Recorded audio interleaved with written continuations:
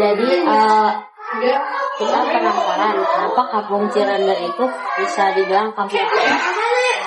Kenapa Cirende sih dibilangnya ada salah satu alat umum karena Cirende menunjukkan tradisi. Tapi kita kan nggak boleh kameranya sini. Tentunya masyarakat adat Cirende tidak lagi mengkonsumsi bahan pokok yang namanya beras dari tahun 1918 sampai sekarang. Terus yang kedua, Cirende tidak memeluk salah satu agama yang diakui negara. Keyakinannya disebutnya Sunda Wiwitan. Itu kenapa kita dipasti label sama saudara kita dari luar sebagai masyarakat adat. Gitu. Terus kalau di sini itu Pak, ada kayak hari khususnya gitu, misal ada apa ya, kayak ritual terkhususnya gitu. Ada, kita punya upacara syukuran masyarakat adat yang dilaksanakan setiap setahun sekali. Namanya syukurnya itu upacara adat tutup tahun ngemban tahun Saka Sunda. Itu tuh salah satu upacara syukuran masyarakat adat tentang tahun barunya orang Sunda. Tapi diisi dengan upacara bentuk rasa syukur masyarakat agraris. Dengan yang disyukurnya itu hasil-hasil bumi yang bisa dimakan dan tidak bisa dimakan itu kita syukuri, kita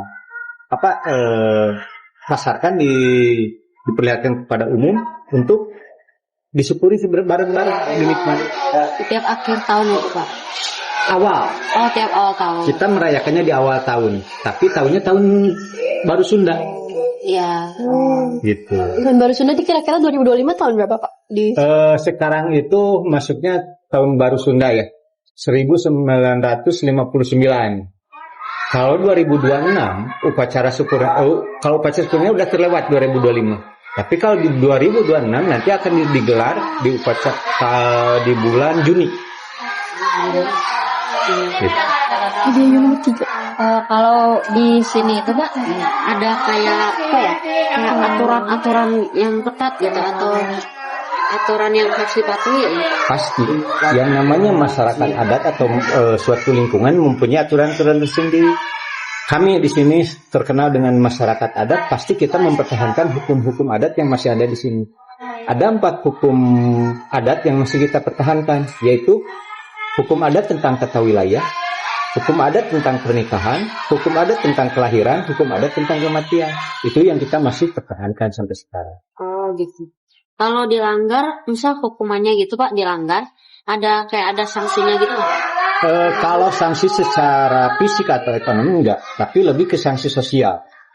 Ketika masyarakatnya melanggar itu biasanya kita tidak libatkan lagi dalam upacara-upacara ritual keadatan. Dan mereka juga tidak mau malu sendiri ketika ada upacara ritual itu mau dilakukan, mereka tidak mau ikut campur lagi.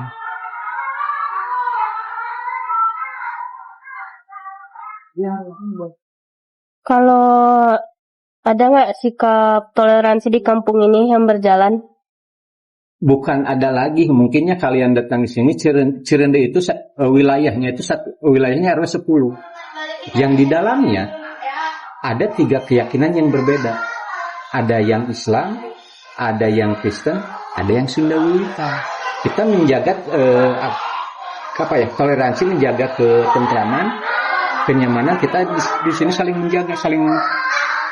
Dalam upacara tutup tahun ngemban tahun aja, kita di upacara penutup itu ada doa lintas iman, lintas agama. Semua keyakinan yang ada di kota Cimahi, kita undang bareng untuk berdoa bersama. Pembuktian sebagai kita menjaga toleransi antar umat beragama. Nah, kalau masyarakat di sini tuh menjunjung nilai kayak gimana sih Pak? Misal kayak nilai keberanian atau kebersamaan gitu? Lebih ke apa ya? Itu menjadi hukum adikodratif. Maksudnya hukum adikodratif itu sebagai manusia harus mempunyai sifat yang tadi Abah katakan, silih asih, saling menyayangi. Tidak pandang itu orang mana si A si B-nya, tapi kita tetap harus saling menyayangi. Ketika kalian datang sini, meskipun kalian orang Bandung, maaf ya dari segi wajah beda nih. Kamu ada keturunan Indianya, ini keturunan Cinanya, kamu mirip kayak orang Koreanya. Tapi ketika sudah menyatu di sini, tidak ada istilah kamu Cina, India, akan Sunda, tapi dilihat sebagai sisi manusia. kamu manusia kan juga manusia, mempunyai nilai yang sama. Manusia di hadapan Tuhan itu nggak ada yang bisa membedakan.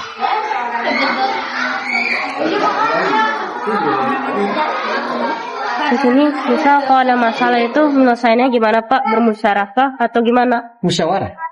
Apapun masalahnya, mau besar mau kecil, itu kita musyawarah. Di sini tuh Berarti nyelesain masalahnya dengan cara musyawarah ya. Iya.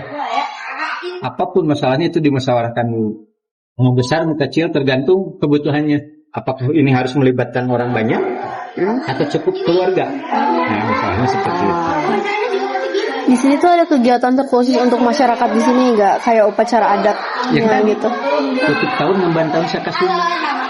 Cuman hanya itu. Banyak. Ada upacara yang namanya ngalokat.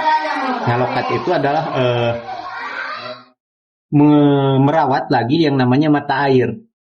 Terus jamasan. Jamasan itu apa yang merawat, menjaga, membersihkan barang-barang peninggalan para leluhur kita. Terus ada upacara nyajen yang dilaksanakan seminggu 2 kali sebagai bentuk rasa penghargaan kepada Sang Dewi Padi. Itu kita menyaksikan upacara nyajen. Masih banyak upacara yang kita laksanakan. Udah? Dah. Terima kasih banyak sudah mau diwawancara Pak. Makasih banyak. Maaf mengganggu. Enggak apa-apa.